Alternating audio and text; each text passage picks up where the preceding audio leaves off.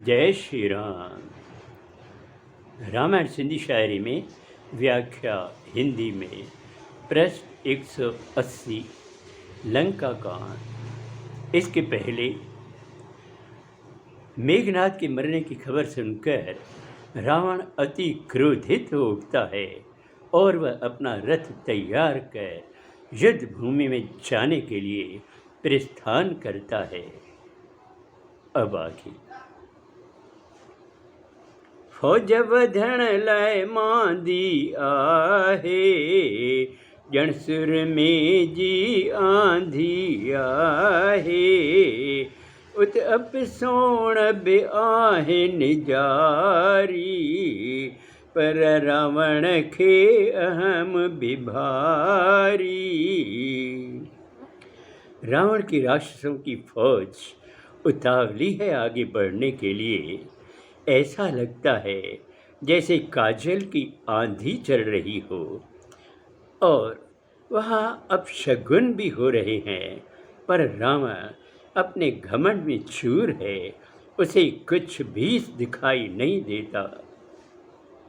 रावण योधन खे समझायो, रिछ ऐं बांदर सब निपटायो। मां लक्ष्मण ऐं राम बीमारिया, मां बदले जी बाहे बिठारिया। रावण ने अपने योद्धा राक्षसों को समझाया कि तुम सब जाओ और रीछ और वानरों से मुकाबला करो, उनको ख़त्म करो। राम और लक्ष्मण को मैं देखता हूँ, मैं उनको मारूंगा और बदले की आग को ठंडा करूंगा। हित जय जय श्री राम जी, हुत रावण जयकार। थी वे युद्ध आशुरु, हलन घड़ा हथियार। एक तरफ प्रभु श्री राम की जय जयकार है तो दूसरी तरफ रावण की जय जयकार है। अब युद्ध शुरू हो गया है, दोनों तरफ से अस्त्र शस्त्र चल रहे हैं। विभीषण खे हिक चिंता आहे, रावण रथ ते रघुवर नाहे। बदन रख्या लय जिरह बिनाहे, ये युद्ध जीतन मुश्किल आहे। विभीषण को बड़ी चिंता होती है कि रावण तो रथ पर सवार है, पर प्रभु श्री राम कोई रथ अपने पास नहीं रख रहे हैं और उनके पास कुछ भी नहीं है। मुकाबला कैसे होगा? और श्री राम ने अपने शरीर की रक्षा के लिए कोई कवच भी नहीं पहना है।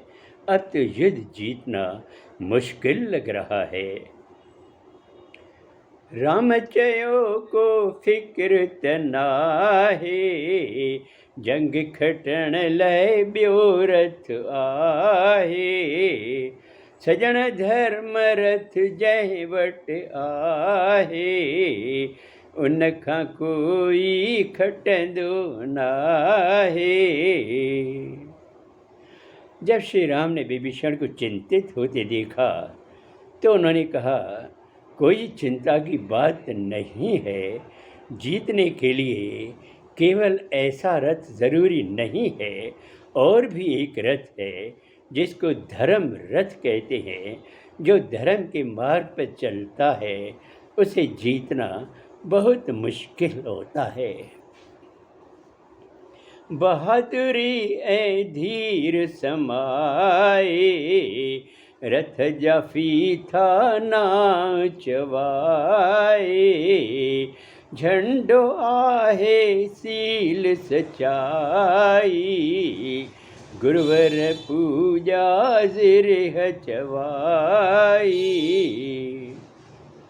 श्री राम ने कहा कि धर्म रथ के जो पहिए हैं वो समझ लो कि बहादुरी है और धीरज है, और जो पताका फैल रही है वो समझ लीजिए एक सच्चाई है। गुरु की पूजा हमारा कवच है, चिंता करने की कोई बात नहीं है। अब आगे अगले सोमवार को। जय श्री राम।